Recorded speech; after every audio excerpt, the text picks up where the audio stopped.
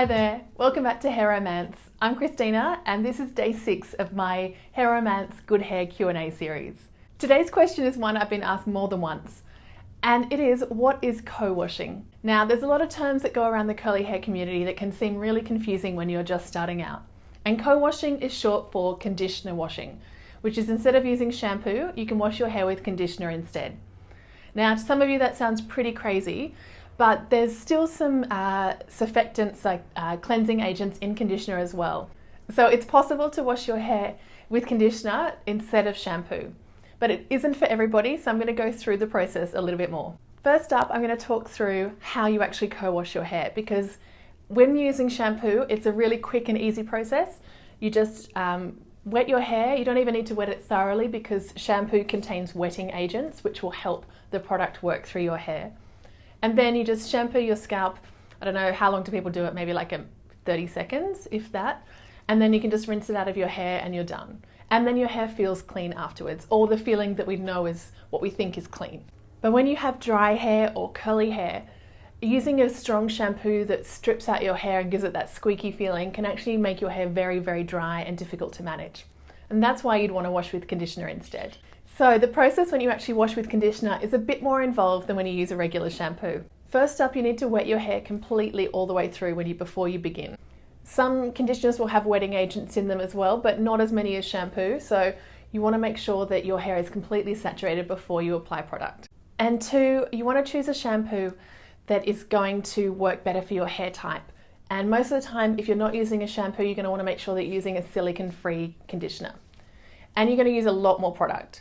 You're going to apply it all over your scalp and right down to the ends of your hair. And because shampoo has surfactant cleaning ingredients that actually attract the dirt, you need to work a little bit harder with the conditioner to make sure that you're lifting all that dirt from your hair.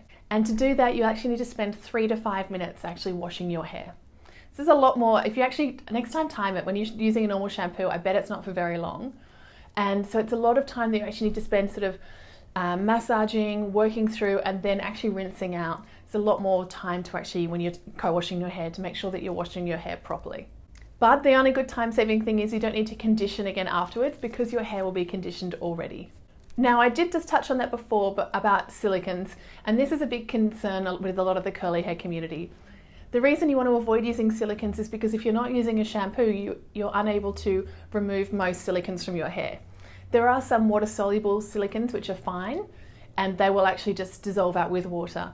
But like the traditional ones like dimethicone will actually need a shampoo or similar product to remove from your hair. So who is co-washing for? Like I said, it's for curly hair and anyone with wavy hair particularly as well that has quite naturally dry hair. If you have an oily scalp or eczema or another sort of skin or scalp concern, co-washing might not be the best for you.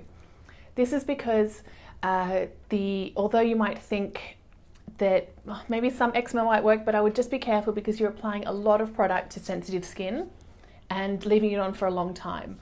So you just need to make sure that that works for you. You might be better with a traditional shampoo and conditioner routine to manage your scalp health better. And especially if you have oily hair, this is when applying conditioner and doing a conditioner wash to your scalp can actually create more of a problem and give you a sort of heavier feeling in your hair.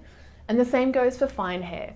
There are some fine hair types that work quite well with a co-wash, but most of the time you might still need to use a clarifying shampoo in addition to co-washing. You might find that one wash you do is a traditional shampoo, conditioner, or a clarifying shampoo, and then co-wash the second and third times in between. It really kind of depends on your hair. And that's what I say when every curl is different. You really need to find the routine that works for you and your hair. I hope that gives a little bit more insight into what co-wash actually means and why you would choose to do a conditioner wash over a regular shampoo conditioner. And I'd really love to hear from you in the comments. Are you using a co-wash, and which one is your favourite? Or if you have another question you'd like to ask as part of my Q&A series, leave me a note below as well. Hit subscribe so you don't miss my next video, and head over to hairromance.com for more tips, tricks and tutorials. Thanks so much for watching, have fun with your hair, and I'll see you soon. Bye.